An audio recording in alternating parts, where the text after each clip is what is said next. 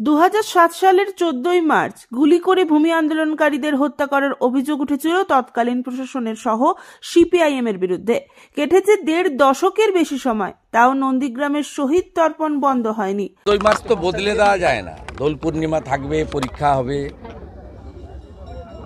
আনন্দ দুঃখ সব থাকবে। 14ই মার্চ বদলে দেওয়া যায় না।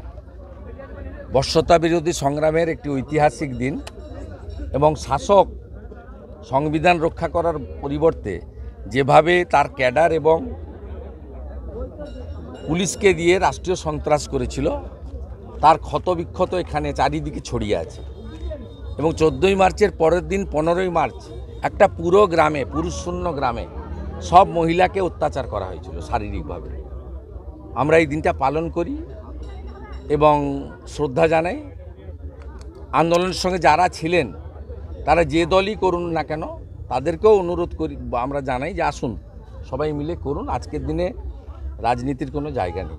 এই দিন নন্দীগ্রামের অধিকারী পাড়ায় রাজ্যের বিরোধী দলনেতা ও নন্দীগ্রামের বিধায়ক শুভেন্দু অধিকারী, মেঘনাথ পাল, অশোক করণ, অভিজিৎ মাইতি সহ বিভিন্ন নেতৃত্বরা উপস্থিত হয়ে শহীদ বেদিতে মাল্যদান এবং শহীদ স্মরণ করেন।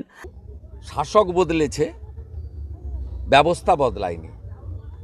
11-র আগেও যেভাবে নন্দীগ্রামের জনগণ মিথ্যা মামলায় জর্জরিত হতো, এখনও 3 মাসের বেশি চন্দন দাসেদের মতো, রাজকুমার মণ্ডলদের মতো অনেকেই, যে কোনো মৃত্যু দুঃখজনক। সেই মৃত্যুর সঙ্গে যারা যুক্ত তারা জেলে যাক, তাদের যাবজ্জীবন হোক, আরও কিছু হোক, আমাদের কোনো আপত্তি নেই। আমরা এসব করি না, সনাতনীদের শরীরে এসব রক্ত নেই। কিন্তু এই যে ভোটার লিস্ট ধরে ধরে সিপিএম যা করতো, এখানে এখনও সেই ব্যবস্থা চলছে। প্রায় 400-র বেশি মামলা নন্দীগ্রামে মূলত হিন্দুদের উপরে হয়েছে। সেই জন্যই বলছিলাম বোতলটা নতুন, মদটা পুরনো। পরে সোনাচূড়া শহীদ মিনারে গিয়েও শ্রদ্ধা জানান। আর অত্যন্ত পরিতাপের বিষয় যে শহীদদের উপরে দাঁড়িয়ে সিঙ্গুর তো ফ্লপ আন্দোলন, টাটাকে তাড়ানোটা কোনো আন্দোলন নয়, কারোর সমর্থন ছিল না, আমরাও যুক্ত হইনি। নন্দীগ্রামে যেটা হয়েছে তার সুফল বর্তমান শাসকরা পেয়েছে। তারা ফুলে ফেপে ঢোল হয়েছে, আর্থিক সম্পত্তি বেড়েছে, তাদের গায়ের, তাদের সব কিছুতেই জৌলসের বৃদ্ধি ঘটেছে, সম্পদ থেকে শুরু করে বৈভব।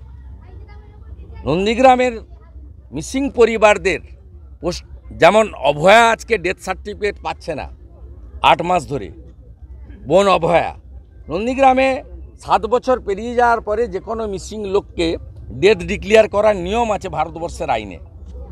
আগে সিআরপিসি, বর্তমান বিএনএসএ। কিন্তু আমাদের হাইকোর্ট করে তাদের আদায় করে দিতে হয়েছে। এগুলো না হলেই ভালো হতো। ব্যুরো রিপোর্ট, খবর বিসিবিএস।